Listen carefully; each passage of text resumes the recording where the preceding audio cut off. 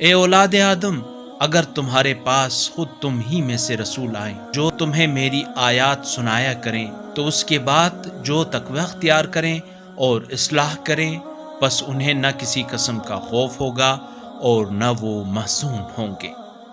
اور جو لوگ ہماری آیات کی تکذیب کرتے ہیں اور ان سے تکبر کرتے ہیں، وہی اہل جہنم ہیں جہاں وہ ہمیشہ رہیں گے۔ اس شخص سے بڑھ کر ظالم اور کون ہو سکتا ہے جو اللہ پر جھوٹ بہتان باندھے یا اس کی آیات کی تکذیب کرے؟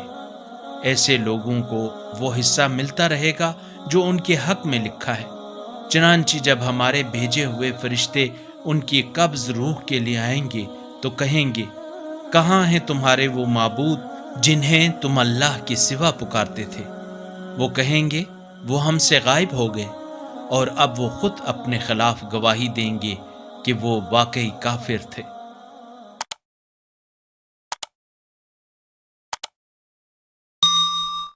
اللہ نور السماوات والارض، اللہ آسمانوں اور زمین کا نور ہے۔